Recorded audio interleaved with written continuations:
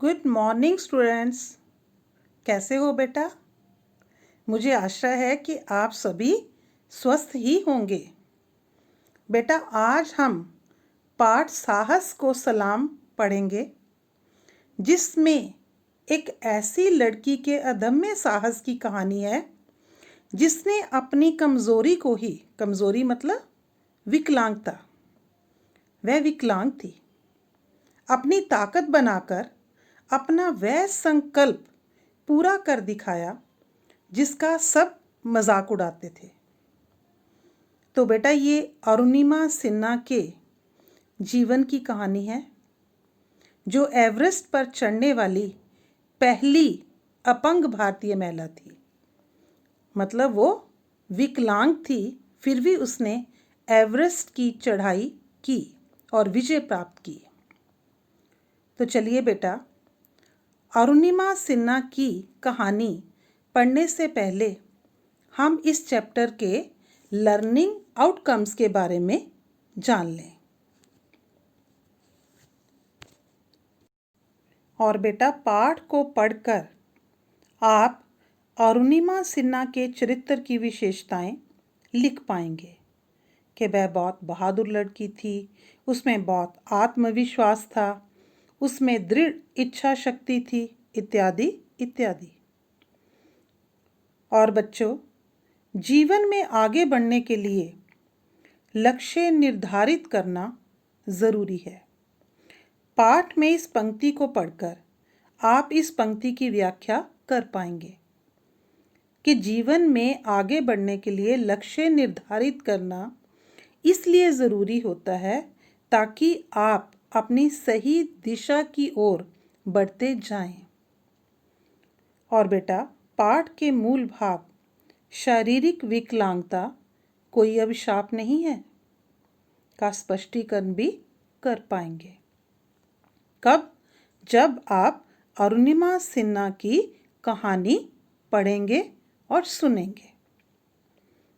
और बेटा, पाठ में अरुणिमा की बहादुरी और हौसले से प्रेरित होकर आप मन के हारे हार और मन के जीते जीत विषय पर अनुच्छेद भी लिख पाएंगे। और बच्चों, पाठ में कुछ ऐसे शब्द भी आए हैं जिनमें से आप उपसर्ग, प्रत्यय और मूल शब्द अलग कर पाएंगे, जैसे विकलांगता, अनमोल, दुर्घटना, सफलता और साकार इत्यादि। बेटा, आपने इंग्लिश की बुक में भी चैप्टर रीड करा होगा, फाइट मंजू फाइट। इसमें भी मंजू अरुणिमा की तरह हिम्मत नहीं हारती और अपनी शारीरिक कमज़ोरी को अपनी ताकत बनाती है और एक बहुत अच्छी पेंटर बनती है। तो बेटा, इनके जीवन से हमें प्रेरणा लेनी चाहिए कि हमें कभी भी अपना आत्मविश्वास नहीं खोना चाहिए। तो चलिए, अब हम अरुणिमा के जीवन के बारे में जानते हैं कि अरुणिमा कौन थी। अरुणिमा सिन्हा विश्व की प्रथम महिला पर्वतारोही। पर्वतारोही कौन होते हैं? जो पर्वतों की चढ़ाई करते हैं।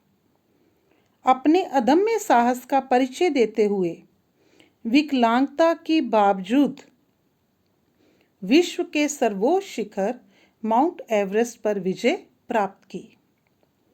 वह फुटबॉल और वॉलीबॉल की राष्ट्रीय स्तर की खिलाड़ी थी, मतलब कि वो नेशनल लेवल की प्लेयर थी। उसका जीवन सामान्य चल रहा था, नॉर्मल चल रहा था।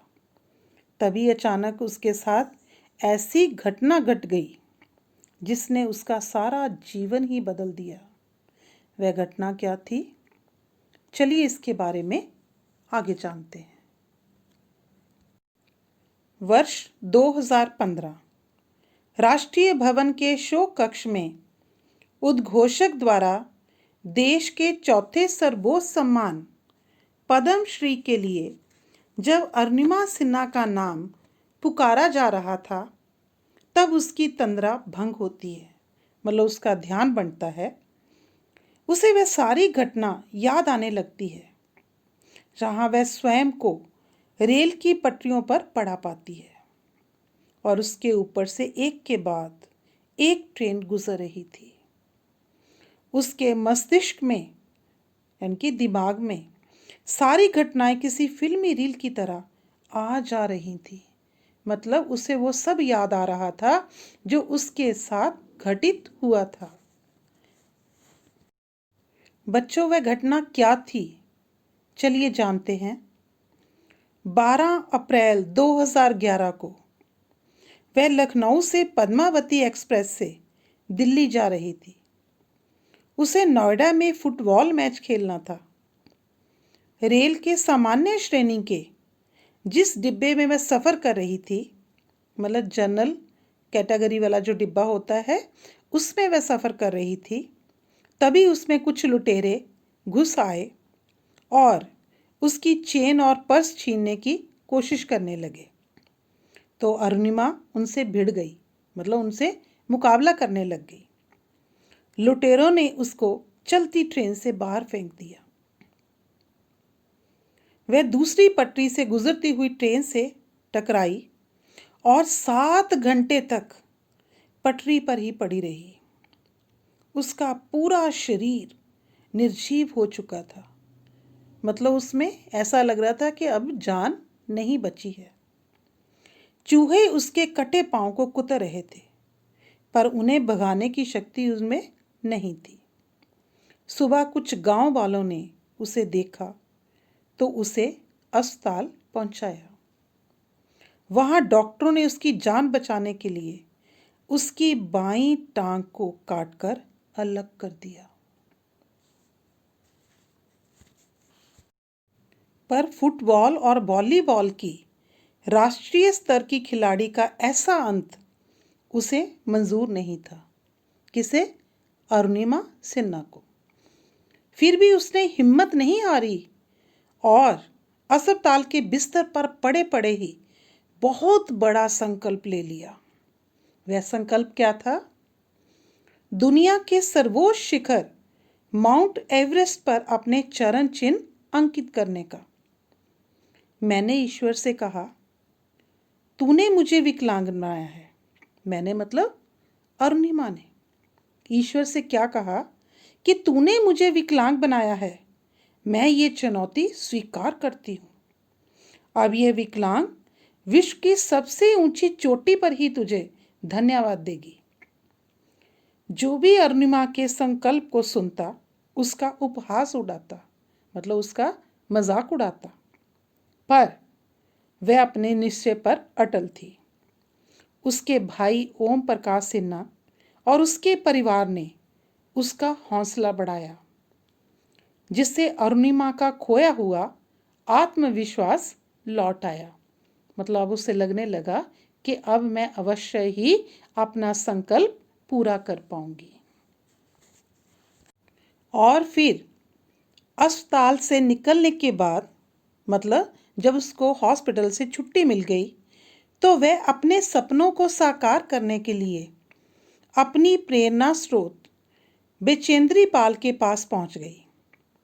बचेंद्री पाल ने उसकी शारीरिक दशा और उसका हौसला देखा तो उसकी पीठ थपथपाई और क्या कहा कि एक दिन तुम्हारा लक्ष्य तुम्हारे कदमों में होगा। तुम्हारा हौसला माउंट एवरेस्ट से भी कहीं बड़ा है। बचेंद्री पाल से मिलकर वह आत्मविश्वास से भर उठी। अब उसे ये लगने लग गया था कि अब मैंने अपने प्रेरणा स्रोत बचेंद्री पाल से आशीर्वाद प्राप्त कर लिया है। तो उसका आत्मविश्वास और बढ़ गया। उसके मार्गदर्शन में उसने पर्वतारोहण का अभ्यास शुरू किया। किसके मार्गदर्शन में? बचेंद्री पाल जी के मार्गदर्शन में अरुणिमा सिन्हा ने पर्वतारोहण, मतलब पर्वतों की चढ़ाई करने का अभ्यास प्रारंभ कर दिया, स्टार्ट कर दिया। शुरू शुरू में उसको बहुत बार निराशा हुई, पर अंत में जीत उसके हौसले की ही हुई और 21 मई 2013 को आखिर वह घड़ी आ ही गई जब अरुणिमा का संकल्प साकार हुआ। अपने संकल्प और दृढ़ निश्चय के बल पर उसने दुनिया की सबसे ऊंची चोटी माउंट एवरेस्ट पर खड़े होकर तिरंगे को फहराया। कटे सपनों के पंख फिर भी जीती जंग।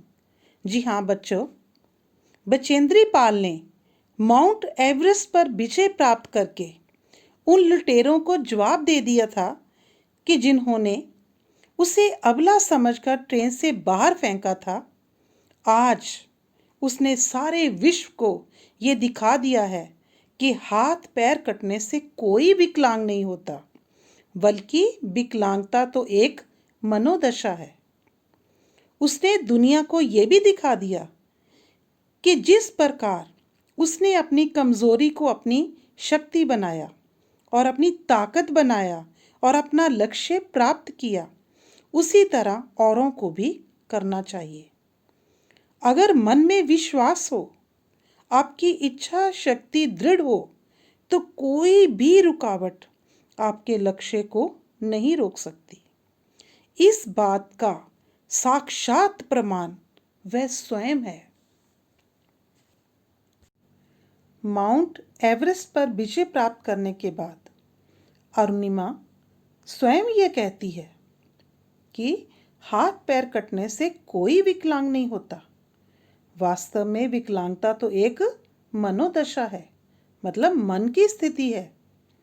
उसने लोगों को सफलता का राजमार्ग भी बतलाया कि खुद पर विश्वास, दृढ़ इच्छा शक्ति और अपने लक्ष्य के प्रति संपूर्ण समर्पण ही सफलता का राजमार्ग है। इस मार्ग पर चलकर तो देखें, आपका सपना भी साकार हो जाएगा। तो देखा बच्चों, किस प्रकार अरुणिमा ने हमें सफलता का मार्ग बतलाया है कि किस किस को फॉलो करके या क्या क्या करके सफलता प्राप्त की जा सकती है। तो बच्चों देखा आपने, अगर अरुणिमा हार मान लेती तो आज वह अपने परिवार पर बोझ बनी होती। उसने दुनिया को ये दिखा दिया है कि अपनी कमजोरी को ही अपनी शक्ति बनाकर अपने लक्ष्य को पूरा करो। बच्चों, मुश्किलें किसके जीवन में नहीं आती हैं? सबके जीवन में आती हैं, लेकिन विजयी वही होता है जो उन मुश्किलों का बुलंद हौसले के साथ डटकर मुकाबला करता है। अरुणिमा हमारे देश की शान है। हमें उनसे जीवन में आने वाले दुखों और मुसीबतों से लड़ने की प्रेरणा लेनी चाहिए। तो ऐसी बहादुर लड़की को हमारा सलाम है। बेटा, इन तस्वीरों की तरफ देखिए कि किस प्रकार अरुणिमा एवरेस्ट की चढ़ाई कर रही है। चाहे उसकी एक टांग नकली है, विकलांग है वो, पर उसके हौसले बुलंद हैं। एवरेस्ट की चोटी पर चढ़कर वह भारतीय झंडे को फहरा रही हैं। तो ऐसी बहादुर और साहसी लड़की को हमारा सलाम है। बेटा, संसार में और भी बहुत सारे ऐसे विकलांग व्यक्ति हैं जिन्होंने विकलांगता के बावजूद भी इतिहास रच डाला। ये फर्स्ट वाली पिक्चर देखिए, गिरीश शर्मा जी की है। एक टांग है, पर टेनिस के बहुत अच्छे खिलाड़ी हैं और भारत में बहुत अच्छा अपना टेनिस में नाम बनाया है उन्होंने।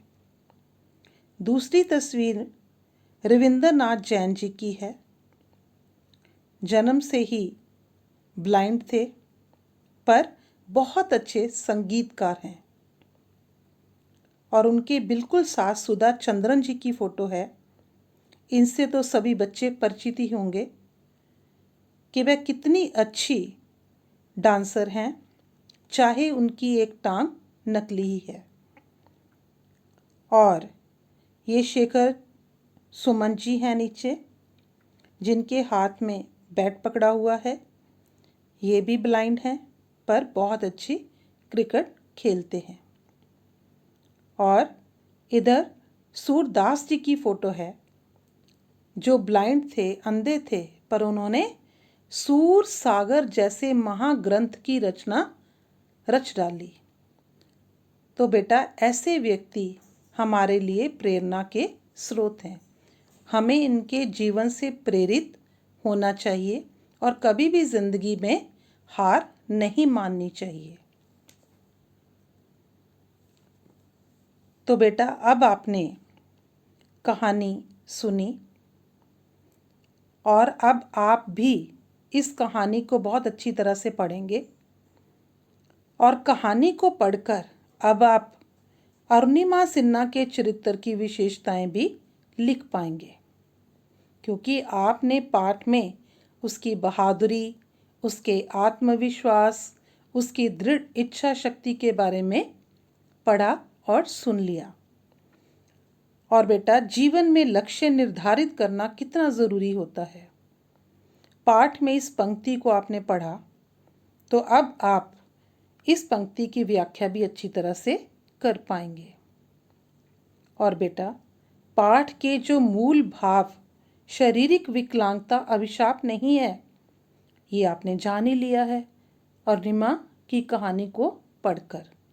तो अब आप इसका स्पष्टीकरण भी कर पाएंगे।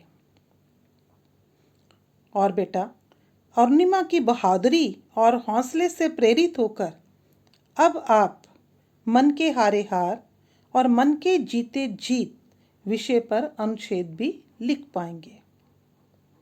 और कहानी में आपने कुछ ऐसे शब्द पढ़े हैं जिनमें से आप उपसर्ग, प्रत्यय और मूल शब्द अब अलग कर पाएंगे।